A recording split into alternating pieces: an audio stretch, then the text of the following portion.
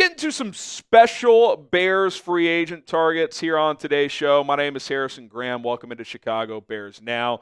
And the reason I'm labeling them special is because these 10 players are guys the Bears could sign before the draft without impacting the draft pick or compensation pick formula. And what I mean by that is every team always plays this game of they would like to get future comp picks for next year's draft based on outgoing free agents and incoming free agents. And right now, the Bears are in the green where they would at least get one pick next year, I believe, either a 6th or 7th round pick. So not crazy significant, but anytime you can get an extra pick, you would certainly like to do that. But these 10 players don't impact that. Now, a couple of notes to know when it comes to the comp pick formula. Once the draft ends, the formula is dead. You can sign anyone after the draft. It's not going to impact the comp pick formula next year. That's why a lot of guys, especially kind of like tier 2, tier 3 vets, Keenan Allen, will just wait until after the draft and sign with the team. A lot of these guys end up having kind of verbal agreements, and they just wait till after the draft.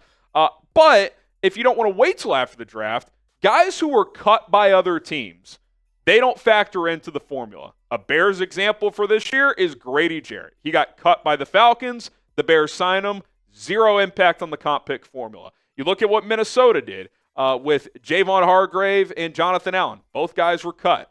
That makes them more attractive for teams in a lot of reasons because they don't go against the comp pick formula. So these 10 players are guys that don't factor in to the formula. So if the Bears wanted to add some depth before the draft, they could do so with these 10 players. Okay. We'll reveal these two at once here. Za'Darius Smith, the edge who played last season with the Browns and Detroit, was cut by Detroit this offseason.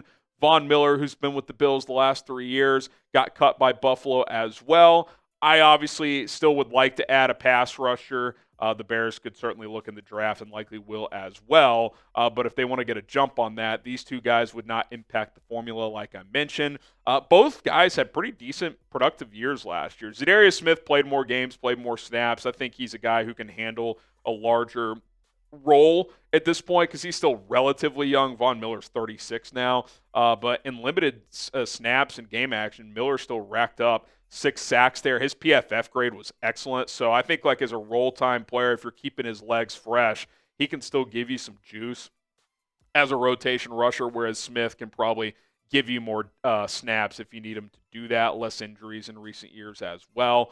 I do think adding an edge and potentially 2, maybe a vet like this plus a draft pick is going to make sense. 1, because Adangbo is going to give you some snaps in the interior. And if he does, who's your next edge you're turning to? Is Austin Booker ready for that? I think there's hope there, but I don't think you want to just blindly be like, yeah, Booker, be our 2B edge rusher for when Adangbo kicks inside. I think you'd rather hedge your bet a little bit there, and a vet like this could certainly help you do that. Both Smith and Miller, I think, can give you quality production coming off the edge. Obviously, price tag, all that's going to come into play, but you're typically not banking the bank for any player at this point in free agency. So keep an eye on these two guys. Smith has never played with the Bears, but he's played with all other 3 NFC North teams. And then Von Miller, there's a connection to Dennis Allen. He was the DC in Denver when the Broncos drafted him. Pick an edge rusher. Who would you rather have? Type ZES for Za'Darius Smith, VM for Von Miller. A couple of veterans who have been doing this for quite a while. Okay, Tyler Lockett, a player I don't really expect the Bears to sign, if I'm being honest, but cut by Seattle, so he checks that box of not impacting the comp pick formula.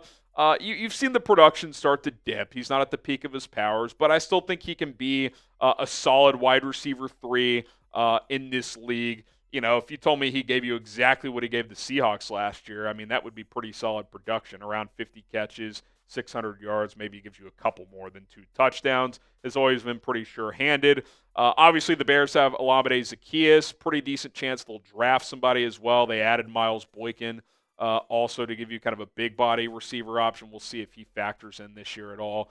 Lockett, he's kind of purely a slot at this point. So if you wanted to bring in a pure slot guy, you could do that. Unclear what Ben Johnson's plan is with the slot wide receiver position. Is it going to be by committee? Does DJ Moore take on that role? Does Rome Odunze give you some snaps there? Is Zaccheaus the primary slot? Could it be a draft pick? So Lockett certainly has the tools to be that guy. I expect him to go elsewhere, though, maybe Vegas with Pete Carroll and the boys.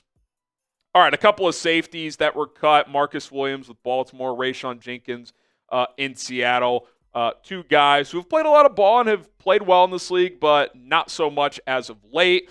But you still need to add a safety, whether it's in the draft, whether it's in free agency with a veteran. We've beat this into a dead horse a little bit, right? Kevin Byard, final year of his deal. Jaquan Brisker, also final year of his deal, but more importantly, the concussion history. Jenkins and Williams are both over the hill, but they could provide depth. They know what they're doing. Marcus Williams played under Dennis Allen for a few years in New Orleans, so there wouldn't be any learning curve for him in terms of a scheme fit. So I'd probably lean in that direction if you were to add these two guys, but two players who were cut loose that are still looking for new jobs. All right, subscribe to the channel if the Bears sign somebody, whether it's before free agency, after. We're going to make a video. We're going to talk about it, just like with Miles Boykin and Shaun Wade. So be sure to subscribe and turn on those notifications here on Chicago Bears Now. All right, 5 down, 5 to go. Jawan Bentley, we did a video on him recently. If you want deeper in-depth conversation on him, go check that out. I think he could be a pretty intriguing guy because before this past year, he was, multi-time team captain. He's won a Super Bowl. He's been a primary starter for New England. But coming off a torn pec, may not have a ton of options to be like a clear-cut starter. Maybe it's kind of just right place, right time for the Bears where they can get an experienced guy who's a starting caliber player to be more of a part-time starter. Come in, be our linebacker 3, replace Jack Sanborn, be a solid run stopper, give you a little bit in coverage. Maybe he gets a few more percentage points of snaps than Sanborn got under Dennis Allen. Maybe they rotate a little bit more. I think he's only 28, 29, so he's still relatively young. And he comes from a team that at one point was winning a lot while he was there. So pretty intrigued by that as well. Okay, C.J. Mosley. I don't really think he would come here, to be honest, because he's still playing at a pretty high level. It was kind of a surprise cut by the Jets, to be honest. I know it was mostly a money deal, but C.J. Mosley would probably look at this thing and be like, I'm better than T.J. Edwards. I'm better than Tremaine Edmonds. Whether that's true or not, that's up for debate, but I think he can find a home where he's a primary starter. Now, if the Bears just want to create competition and put Edmonds and Edwards on notice a little bit, like, hey, we're going to bring in a dude that's played at a high level for a long time. You three guys compete. 2 of y'all are going to be our primary stars. New DC, anything could happen, but you're also going to have to pay a guy like this a little bit more. You're going to have to sell him on having to compete. Like, is he signing up for that? I don't really know. But he was cut by the Jets and, again, fits that mold of not impacting the comp pick formula. Okay, draft hats are available. We're just a few weeks away from the NFL draft, so if you want to get one ordered and get it in time for draft weekend, you know where to go. Chatsports.com/Bears draft hats. That link is available for you guys in the comments and description of this video. It's chatsports.com/Bears draft hats. Click and shop today and get yourself a Bears draft hat. Okay, Shaq Mason, who at one point was a pretty good guard in this league, and he's kind of slowly just declined as a player, but he's still only 31 and has still graded out relatively well per PFF. I would put him in that, like, serviceable starter category, kind of like Matt Pryor, right? Like, if you need him to start for a chunk, you can do that. You probably don't want him as your season-long starter. Unlike Pryor, he's not going to give you tackle flexibility. He's strictly a guard, but I still do ask the question, who is your top interior, who's your swing guard? Is that Ryan Bates? If he's healthy, I'm fine with that, but he was not healthy last year. Concussion problems, arthritic shoulder. Shaq Mason's played a lot of ball for a long time. At one point, I don't want to say he was elite, but he was very good. If he can't find a starting job, you can do a lot better or worse than Shaq Mason as your top backup interior guy. And Jonah Jackson's been nicked up a little bit in the last couple of years as well. He would bring a lot of experience. If a guy went down for a month and you needed him to play, you'd at least feel okay about that. Which, again, I'd feel okay with Ryan Bates, but he was pretty much hurt all last year, so I'm still not sure where he stands with the Bears. But I think Shaq Mason would would be an intriguing guy. Now, I'm assuming he's holding out for a starting job, which the Bears could not offer. So it's unlikely, but if he would willing to be a backup, I certainly wouldn't be against it. George Fant, another guy who started a lot as a tackle, more so as a right tackle, but has played some left in his career. Veteran swing tackle type of guy that you could bring in. Certainly not at the peak of his powers either. But even though it doesn't impact the comp formula, this probably would be a post-draft guy to look into. Like if you don't find that left tackle competition in the draft, maybe you circle back to a guy like George Fant to potentially at least bring into the room. Even if you don't view him as the likely starter, he at least elevates the floor of that tackle position, so he could be someone to look into. Then how about our old friend, Demarcus Walker, who was kind of a surprise cut at the time, still available, still out there. They saved, I think, about $5.5 million by cutting him. What if they bring him back for the vet minimum? What if he doesn't have great options? What if he's like, screw it, I'll come back for cheap and I don't have to move and all that stuff?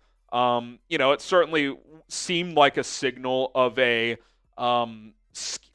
maybe not a great scheme fit, which is why they would have cut him. But I still like the player. I don't think he's great, but he's versatile. He can play some edge. He can play some defensive tackle.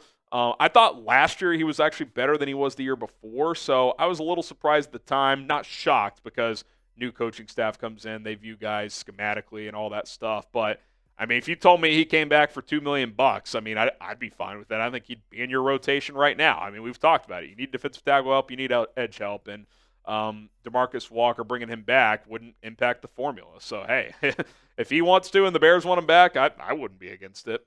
Name a free agent the Bears should sign. Is it someone who mentioned? You could mention someone who would impact the formula, or just say, hey, bring back Keenan Allen after the draft. Whoever it is, throw his name down in the comment section below.